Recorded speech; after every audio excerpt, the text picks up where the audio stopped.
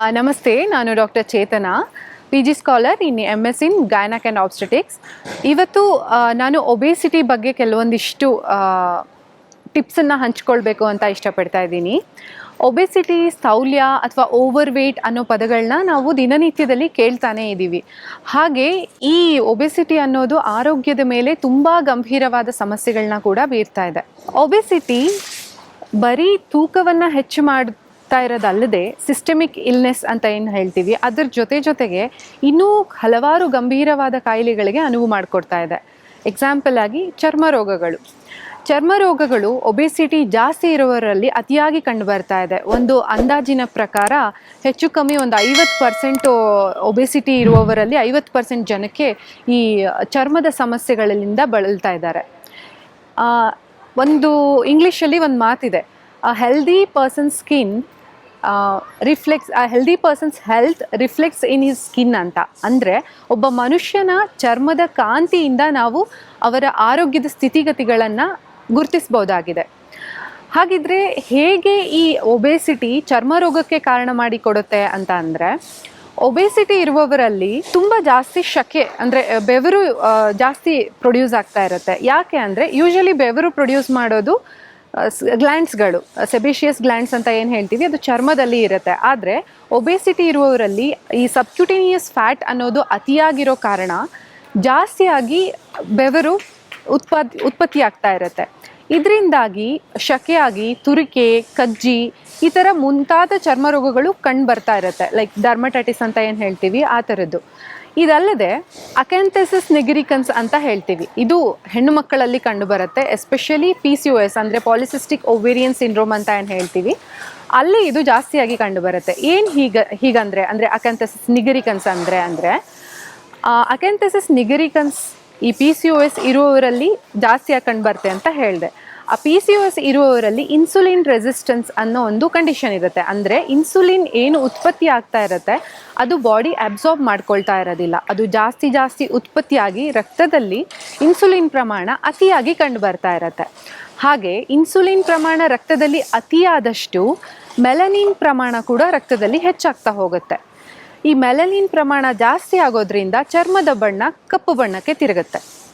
ಇದರಿಂದಾಗಿ ಒಬೇಸಿಟಿ ಇರುವವರಲ್ಲಿ ಈ ಕತ್ತು ಭಾಗದ ಹಿಂದುಗಡೆ ಅಥವಾ ಕತ್ತಿನ ಸುತ್ತಲೂ, ಕಂಕುಳ ಅಥವಾ ತೊಡೆಯ ಸಂಧಿಗಳಲ್ಲಿ ಎಲ್ಲಿ ಫ್ಯಾಟು ಜಾಸ್ತಿ ಇರುತ್ತೋ ಅಲ್ಲಿ ಚರ್ಮದ ಮಡಿಕೆಗಳ ಜೊತೆಗೆ ಒಂದು ವೆಲ್ವೆಟಿ ಸ್ಟ್ರಕ್ಚರ್ ಅಂದರೆ ವೆಲ್ವೆಟಿ ಥರ ಒಂದು ಚರ್ಮದ ಮಡಿಕೆ ಕಾಣ್ಬರುತ್ತೆ. ಅಲ್ಲಿ ಚರ್ಮದ ಬಣ್ಣ ಕಪ್ಪು ಬಣ್ಣಕ್ಕೆ ತಿರುಗುತ್ತೆ. ಇದನ್ನು ನಾವು ಅಕ್ಯಾಂಥಸಿಸ್ ನಿಗ್ರಿಕನ್ಸ್ ಅಂತ ಹೇಳ್ತೀವಿ. ಹಾಗೆ ಒಬೇಸಿಟಿ ಇರುವವರಲ್ಲಿ ಆ ಚರ್ಮ ಒಂದಕ್ಕೊಂದು ಉಜ್ಜೋದ್ರಿಂದ ಕೂಡ ಅಲ್ಲಿ ಮೊಳಕೆಗಳಂತಹ ಅಂದರೆ ವಾಟ್ಸ್ ಅಂತ ಏನು ಕರಿತೀವಿ ಅಥವಾ ಸ್ಕಿನ್ ಟ್ಯಾಗ್ಸ್ ಅಂತ ಏನು ಕರಿತೀವಿ, ಆ ಸ್ಕಿನ್ ಟ್ಯಾಗ್ಸ್ ಕೂಡ ಅಲ್ಲಿ ಉತ್ಪತ್ತಿ ಆಗುತ್ತೆ. ಇದಲ್ಲದೆ ಇನ್ನೊಂದು, ಈ ಒಬೇಸಿಟಿ ಇರುವವರಲ್ಲಿ ಕೊಬ್ಬಿನ ಗೆಡ್ಡೆಗಳು ಅಲ್ಲಲ್ಲಿ ಎಲ್ಲ ಕಡೆ ದೇಹದ ಕೆಲವೊಂದು ಭಾಗಗಳಲ್ಲಿ ಕೊಬ್ಬಿನ ಗೆಡ್ಡೆಗಳು ಎಲ್ಲ ಕಡೆ ಬೆಳೀತಾ ಹೋಗುತ್ತೆ. ಈ ಗೆಡ್ಡೆಗಳು ಕ್ಯಾನ್ಸರ್ ಇರೋದಿಲ್ಲ, ಬಟ್ ಆದರೂ ಅದರಿಂದ ಪೇನು ಹೇಗೆ ವೆಯ್ಟ್ ಜಾಸ್ತಿ ಆಗ್ತಾ ಹೋಗುತ್ತೋ ಆ ಗೆಡ್ಡೆಗಳು ಬೆಳೀತಾ ಪೇನ್ ಕೂಡ ಜಾಸ್ತಿ ಆಗುತ್ತಾ ಹೋಗುತ್ತೆ. ಇನ್ನು ಕೆಲವೊಬ್ಬರಲ್ಲಿ ಆ ಗೆಡ್ಡೆಗಳು ಒಡೆದು ಅದು ಅಲ್ಸರ್ ಅಥವಾ ಗಾಯಗಳಾಗಿ ಕೂಡ ಮಾರ್ಪಾಡಾಗತ್ತೆ. ಇನ್ನು ಅದಲ್ಲದೆ ಈ ಚರ್ಮದ ಒಡೆದ ಹಿಂಬಡಿಗಳು ಅಂತ ಏನು ಹೇಳ್ತೀವಿ, ಅದು ಕೂಡ ಈ ಒಬೇಸಿಟಿಯಿಂದ ಜಾಸ್ತಿ ಕಂಡು ಬರುತ್ತೆ. ಯಾಕಂದರೆ ತೂಕ ಜಾಸ್ತಿ ಕಾಲುಗಳ ಮೇಲೆ ಬಿದ್ದಷ್ಟು ಒಡೆದ ಹಿಂಬಡಿಗಳು ಅಂದರೆ ಪ್ರೆಷರ್ ಹಿಂಬಡಿಯ ಮೇಲೆ ಪ್ರೆಷರ್ ಜಾಸ್ತಿ ಆಗ್ತಾ ಅಲ್ಲಿ ಸ್ಕಿನ್ ಬಿಟ್ಕೊಳ್ಳುತ್ತೆ. ಹಾಗೆ ಒಡೆದ ಹಿಮ್ಮಡಿಗಳು ಕೂಡ ಸಂಭವಿಸುತ್ತೆ. ಹಾಗಾದರೆ ಹೇಗೆ ಈ ಒಬೇಸಿಟಿಯನ್ನು ತಡೆಗಟ್ಟಬಹುದು ನಾವು?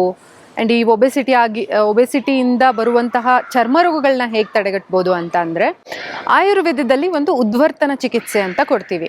ಉದ್ವರ್ತನ ಚಿಕಿತ್ಸೆ ಅಂದರೆ ಅದು ಪೌಡರ್ ಮಸಾಜು. ಒಂದು ಅವರವರ ದೇಹದ ಪ್ರಕೃತಿಗೆ ಅನುಗುಣವಾಗಿ ನಾವು ಒಂದು ಪೌಡರನ್ನು ಸೆಲೆಕ್ಟ್ ಮಾಡ್ತೀವಿ, ದಟ್ ಇಸ್ ಹರ್ಬಲ್ ಪೌಡರ್. ಆ ಹರ್ಬಲ್ ಕೋರ್ಸ್ ಪೌಡರಿಂದ ಲೋಮಗಳ ಅಂದರೆ ಕೇಶ ಏನಿರುತ್ತೆ ಚರ್ಮದ ಮೇಲೆ, ಅದರ ಆಪೋಸಿಟ್ ಡೈರೆಕ್ಷನ್ನಲ್ಲಿ ಅದನ್ನು ಉಜ್ತಾ ಹೋಗ್ತೀವಿ. ಅಂದರೆ ಹೋಲ್ ಬಾಡಿ ಮಸಾಜು ಈ ಹರ್ಬಲ್ ಪೌಡರಿಂದಾನೇ ಆಗೋದು. ಅದರಿಂದ ನಾವು ಮೇದೋ ವಿಲಯನ ಅಂತಂದರೆ ಫ್ಯಾಟ್ ಲಿಕ್ವಿಫೈ ಆಗುತ್ತೆ. ಸೊ ಅದು ಆಯುರ್ವೇದದಲ್ಲಿ ಒಂದು ವಿಶೇಷವಾದ ಚಿಕಿತ್ಸೆ ಇದೆ.